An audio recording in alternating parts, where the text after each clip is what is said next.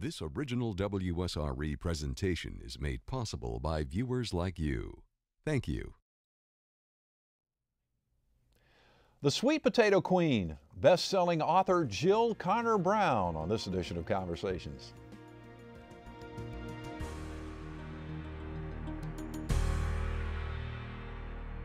From Jackson, Mississippi to the New York Times bestseller list, Jill Conner Browne's life experiences and sense of humor have made her a best-selling author and an in-demand speaker. Her books include such titles as American Thighs, The Sweet Potato Queen's Guide to Preserving Your Assets, The Sweet Potato Queen's Guide to Raising Children for Fun and Profit, and the original Sweet Potato Queen's Book of Love. The Sweet Potato Queen movement has long since expanded outside the South and has now gone global.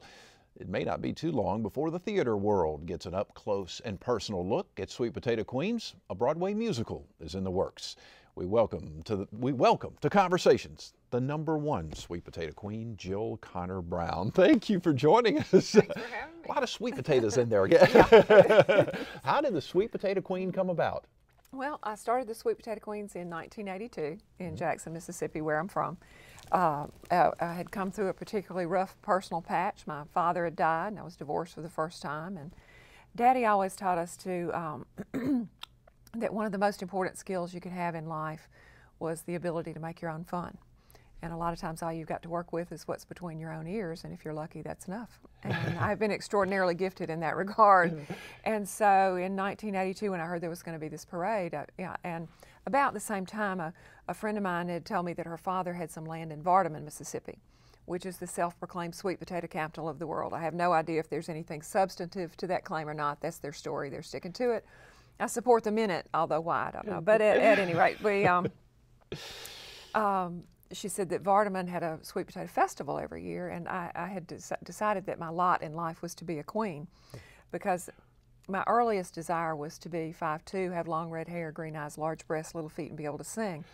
That did not work out, and but I did discover a few talents that I had, that I could smile, showing nearly every tooth in my head. I could wave, and that people would mind me. And then I happened to see a picture of my mother with Queen Elizabeth, not together. The photos were together. They looked identical, and so I decided, that I was intended to be a queen, but there were no openings that I could find. I was seeking employment in that regard, but so when I heard that Vardaman had a sweet potato festival, I asked my girlfriend, I said, well, do they have a queen? And she said she didn't know. I said, well, tell them I'll do it, and I'm looking for a gig. And so that didn't materialize, of course, but that was kind of in my mind when I heard about this parade that was being formed in Jackson, Mississippi. And so I said with no hesitation whatsoever that I was going to be in that as the Sweet Potato Queen, just because I thought it sounded funny and still do. So that was born in 1982, and here we are today. There are probably over 6,200 chapters of Sweet Potato Queen wannabe groups in 22 countries. There's a chapter in Saudi Arabia.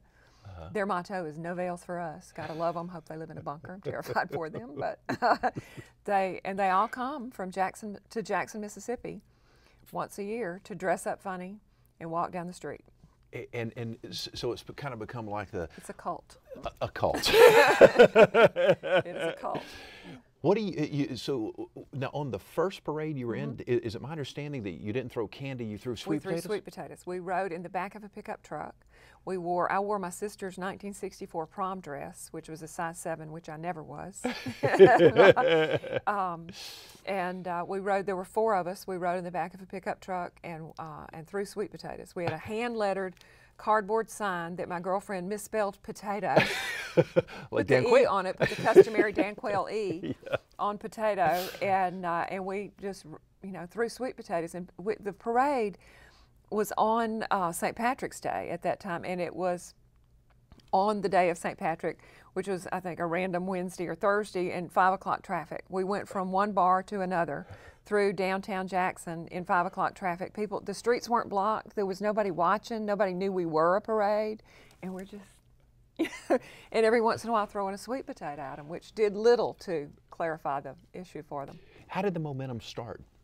Well, it was the most fun I ever had in my life. And somebody said to me when I was very young that you should do what makes your heart sing and the money will follow. And I'll tell the first time in 1982 that I rode in the back of that pickup truck, I did say out loud, somebody will pay me to do this.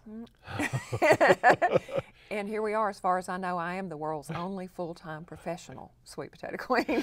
And, I want to ask just doing it every year, and people, you know, just kept coming. It just kept building. I want to come back to something. You mentioned your father, and as I was doing my research, I noticed you mentioned your father quite a bit. Lots of daddy stories. Tell me about your dad. He was the funniest person that ever lived. He really was. And I grew up in Attala County, Mississippi, in Ethel, Mississippi to be exact, which is a suburb of Kosciuszko, if that helps. Oprah is also from Kosciuszko, but we never met. Okay, okay. She doesn't hang out. So Dad had a great sense of humor. Great sense of humor. So you must have gotten some of that from Dad. Were you a funny child growing up? I mean, were you humorous? We're a funny family. Yeah, really? Yeah, I was always wittiest and, you know. Class clown type. Yeah. But I wanted, you know, I was not happy about it because I wanted to be 5'2", long red hair, green eyes, large breasts, little feet, and be able to sing. That was what I wanted. I'm 6'1", right. you know. None of that worked out. And you know, my hair, I've not paid somebody to dye. This is not even my hair. This is, you know, this is my travel hair, as I call it, you know, because it will just stay right on there. That's nice. We love big hair in the South. You know? That's right. That's right. And because it makes our butts look smaller. Trade secret. I love it. I love it. What did you do before you were a sweet potato queen? What kind of career did you have? Well, I started out. I worked in the credit department at Sears, which was not entertaining at all. But then I was a trainer at the YMCA for a number of years. So I've never actually worked. The Y was great. I loved the YMCA and had a great time because people just came to play. Yeah. So I'm your girl for that. Your first book, tell me about how that came about.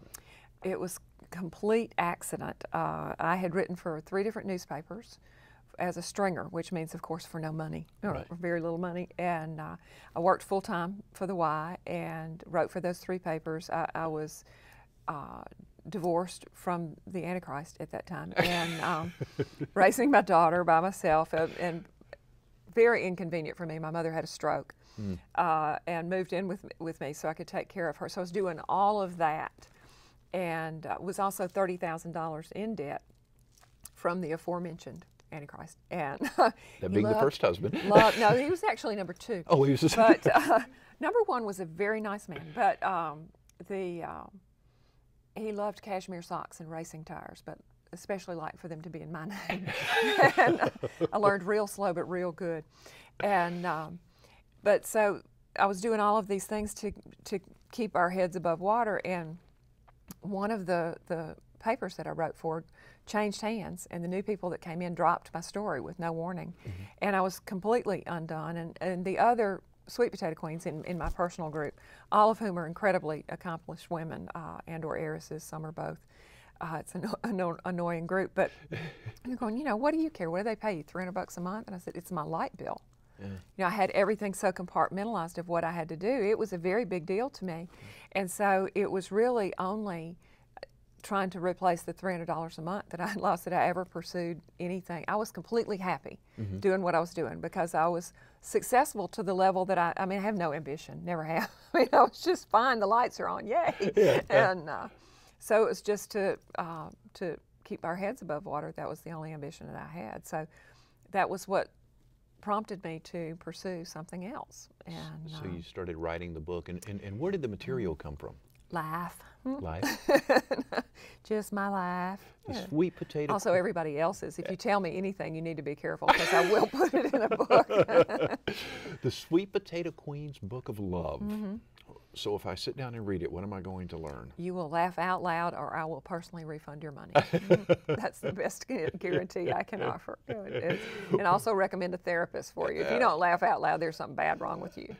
What are readers going to find in there? What kind of advice do you get? Well, the best advice, actually the only advice that my grandfather ever gave us, is the best advice in the world that I've heard to date. And he never said be good or be sweet or be careful. He said, be particular.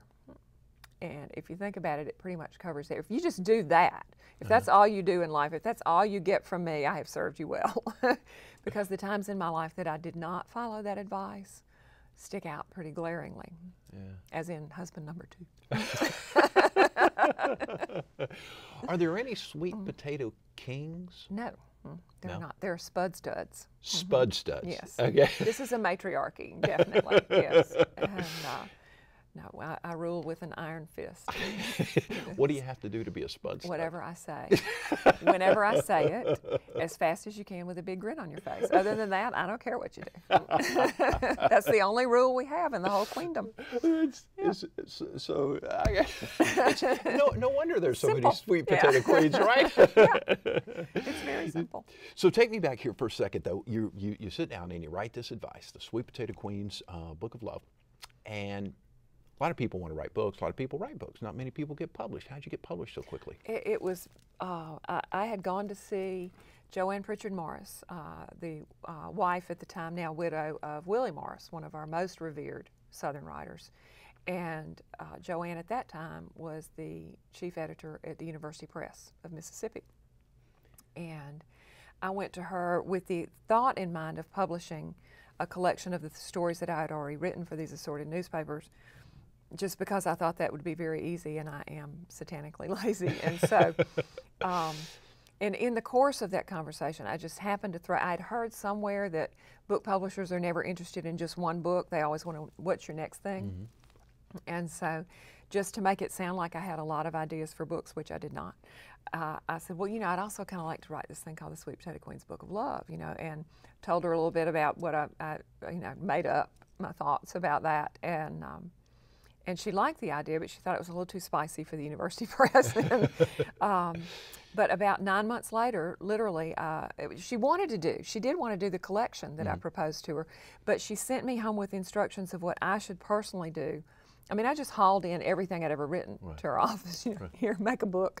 And, but she said, you need to go home with this, and it was very detailed instructions of what I should personally do with all these stories that I had no idea what she was talking about. And I knew when I left there that I was not going to do it, which I did not. But 9 months later, she called, and all I could think of when I knew that it was her on the phone was, oh my God, she wants that book, and I've done nothing. No, there's nothing. And so I was somewhat mortified at that, but luckily for me, she had left the University Press and was acquiring for Random House. And so she said that she had told them about the Sweet Potato Queen's Book of Love, and they wanted to see a proposal. And all I could think of was, thank God it wasn't something I was supposed to have already done.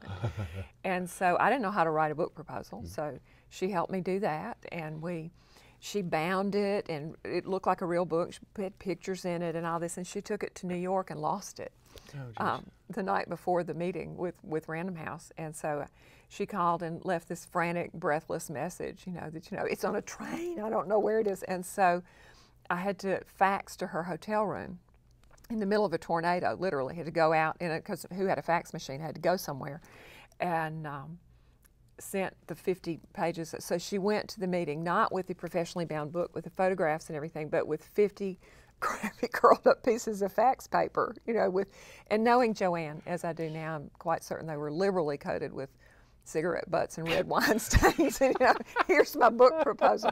But they loved it and gave me a 2-book deal based on that. Wow. And so it's, when people ask me now, as they do, how do you get a book published? I say, well, I can really only speak from my own personal experience, and that is go home and wait for them to call and ask for it. That's what I did. I have no idea how it happened. I guess they say, though, oftentimes that luck is nothing more than when preparation and timing come together. So obviously, it's just luck. you don't buy into that, right? It's just luck. It was pure luck. Just pure luck. But obviously, you had to have something. I mean, you weren't quote unquote a one-hit wonder. I mean, things took off from there. So what's been the key to that success? Well, I'm funny. I just am, and through no fault or credit to myself, that's just what comes out, and that's what I got. And, I grew up in the South going to Sunday school, and I always hated that parable of the talents, that some got more than others, but everybody got at least one, and you should not hide your light under a bushel. And, because I wanted to be able to sing, and I didn't get that talent. I had no idea what my talent was, and I didn't know what my light was, let alone my bushel. But it did unfold for me that I'm funny and I can put it down on paper. And a good friend of mine, actually, that I dedicated the first book to, Beth Jones, was an English professor at Millsaps, which is a very respected liberal arts college in Jackson. And she read some of my stories from the early works that I did, and she said, "You really should do something with this. You have a voice." And I didn't even know what that meant. And I said, "Well, thank you, but what does that mean?" And she said, "A voice means that when somebody reads your work, they know that who wrote it. They can tell it's, you know, it's readily identifiable." And she said, most people, writers who spend their whole lives trying to find a voice, and they never find it, and you just have it. And so, thank you, God. Is there a message that goes through your writing? I mean, obviously you want to be funny, but is there an underlying message you want to get across? Yes. What is that? That it's the power of play in our lives, that the importance of play in our lives cannot be overstated. Life is hard on a good day, I don't care who you are. And the dressing up funny and acting stupid like we do makes it possible to step outside yourself for a little while and become somebody else that doesn't have a worthless ex-husband or a child in therapy or breast cancer, whatever you're dealing with. And it makes you a little bit stronger to go back and tote that load when you have to. And in my experience, the load will be there when you go back. Nobody's going to come get it while you're gone playing. And so it is a profound spiritual experience. It really is. We have a parade every year in Jackson, Mississippi, the last weekend in March. It's called the Zippity Doodah Parade. And if you've read the Book of Love, you know Zippity Doodah does figure prominently in that book, and you just have to have to read it. Leave it at that. But it's a fundraiser for our children's hospital, Blairy Batson Hospital for Children, which is the only hospital in the state of Mississippi where any child can be treated regardless of ability to pay. And so we raise money every year. The whole weekend is dedicated to raising money for the Children's Hospital. And I've made myself available now to the entire Children's Miracle Network. And any member hospital that will pay my way there, I'll go and speak, waive my speaker's fee, and do a fundraiser for them. This crown that you see here, I have these made. Of course, mine is much larger than this. This one is just to give away to charity. No, Larry Verba in New York City, who makes all the jewelry for the Metropolitan Opera, does all the Broadway shows. If you've seen Wicked, he did all that. Makes these for me, and so I will donate one of these to the event, and they'll raffle it or auction it, depending to raise money for it. And so, you know, I think it's important to have a good time yourself, but it's also important to remember other people. And the same thing with your talent. It's important to use your talent for your own benefit, but it also needs to benefit others. That's why we're here. We are our brother's keeper. Curious to go back on something here a second, talking about having fun and being playful and all. Why do you think as a society, why have we gotten to a point where we take ourselves so seriously? I do not know, but I'm not burdened with that. Yeah, you're not going to worry about it. I'm the antidote for that, yeah. I am sorry for those people, but I didn't get that. Yeah. Let's talk about a couple of your books. Tell us a little bit about them, because it's absolutely, the titles are fabulous. The Sweet Potato Queen's Guide to Men. All right, give me a couple Field Guide to Men, subtitled "Every Man I Love is Either Married, Gay, or Dead." That was my experience for very many years, and it is shared by a large segment of the female population. It's until I did find the cutest boy in the world. A spud stud. He is the ultimate spud stud, and so third time was charm. So we don't know how long we've been married. We got married on New Year's Eve. We forget, but we think maybe 9 years, but we're not sure. So, what does a sweet potato queen look for in a man? Well, like I said, a spud stud is one who will do whatever you say, whenever you say.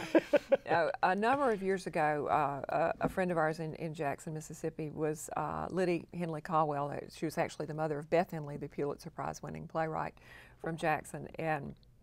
But Miss Liddy said there are 5 men that you must have in your life at all times in order to be reasonably happy. That you've got to have one to talk to, one to dance with, one who can fix things, one who can pay for things, and one to have great sex with. And the good news is that all but one of those can be gay. So it does expand the pool considerably. The next book title I thought was Moving on. Yeah, moving on. I won't delve too deep into that. The Sweet Potato Queen's Guide to Raising Children for Fun and Profit. Yes, if you've ever had any or known any, you know it's neither. It's a cruel joke. So you have a daughter? Might as well laugh though. Yeah. Yes, I do have a daughter. She is 23, and the cover of that book is my own personal daughter when she was 9 months old, and hopefully she is through posing naked in bowls. And, but the only thing photoshopped on that photograph was the bowl was actually white, not green. But she did have that little tiara stuck on her little bald head, and the pearls in her 4 teeth, and it's my favorite picture. But when I first asked her about using that picture on the cover of the book, you would have thought that I had asked her to pose naked in a bowl today. And so I waited a year or so and until the book was actually coming out, and I said, honey, I just beg you to reconsider. This is the cover of this book. She said, oh, I'd love to be on there, as if she'd never said anything otherwise. So you've had teenagers, I'm assuming? No. Oh, you had that to look forward to. I'm so sorry. I'm a 10-year-old. Yes, you need to read that book soon and often. What's your daughter doing now? She is in her 2nd year of law school, and doing very well. Okay. Doing very well. And I suppose she's a sweet potato queen too. So she started out. She's ridden in the parade every year since she could sit up. She rode in the back of the pickup truck that pulled our float, and then she graduated to a convertible, and she's the head of the Tater Tots. And then now they've graduated from the convertible and they march, and you know. But no, people ask all the time, because there are several daughters in the group, and people will say, you know, well, when are you going to let the girls ride on the float? I'm going, when they can build their own damn float. Tell me about the book, American Thighs. Sweet Potato Queen's Guide to Preserving Your Assets. Yes, it's about getting older, which that's part of the travel hair that, you know, one of the worst parts about getting older, not that I found any of the good parts, is giving up the long hair. You know, there's really no way to let somebody, a guy, know so emphatically and distinctly that you're not happy with him is when you're young and got all that hair to sling around. And so this will stay on for some pretty good tossing. As a matter of fact, I was honored to, a year or so ago, to speak to 8,000 sailors and their families on board the CVN-77, the USS George H.W. Bush aircraft carrier.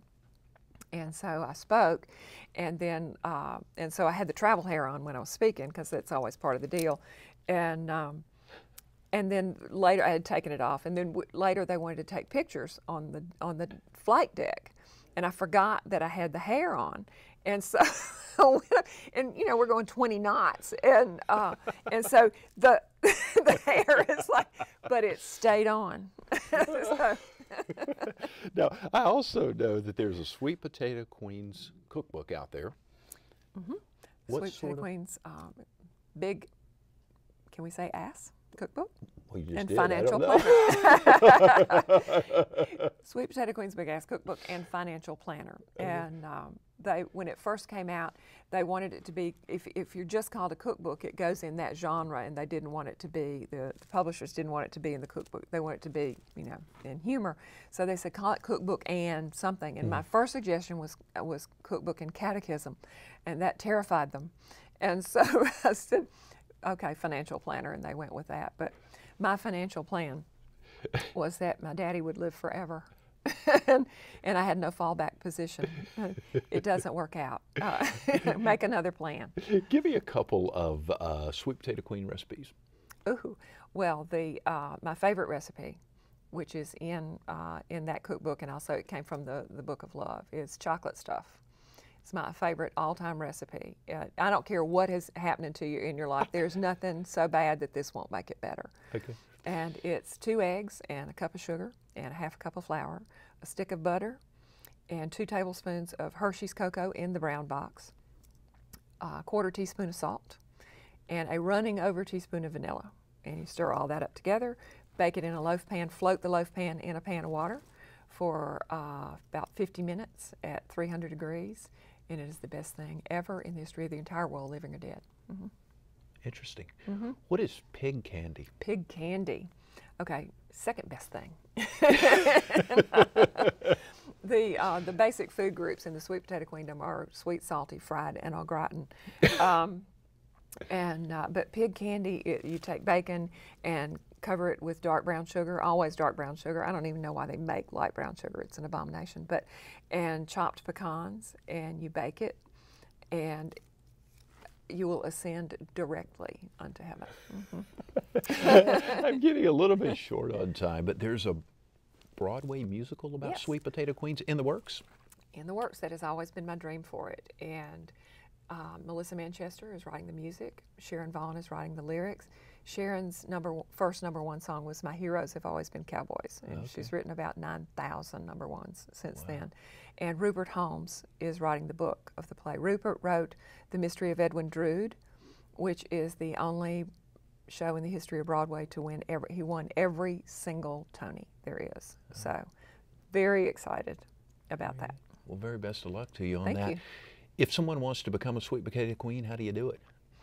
Just ask me. Just ask you, Yep. and how do you? You can email me. Email The you. website is sweetpotatoqueens.com, and I really emphasize the queens.com because one queen is a porn site, not us. Okay, so queens with an S then. People will say, I went to your website and there's naked people with horses on there, and I'm going, we don't have any horses.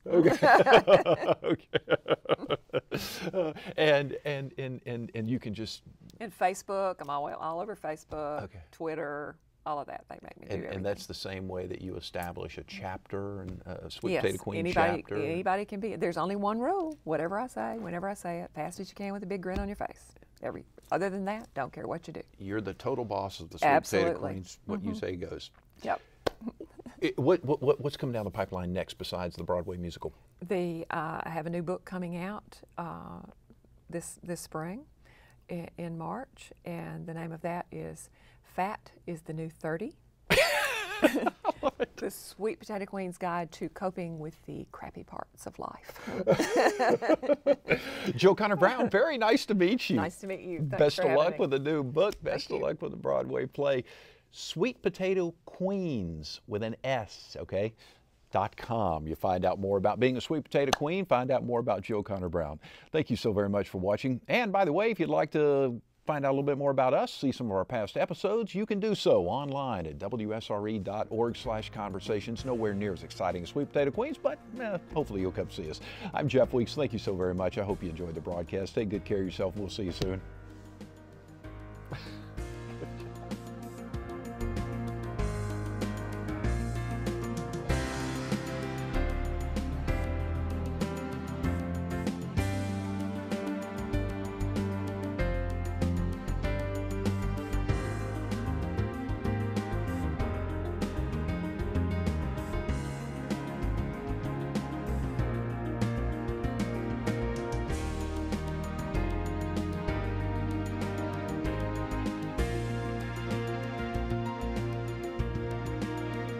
Support for this program is provided in part by these corporate sponsors.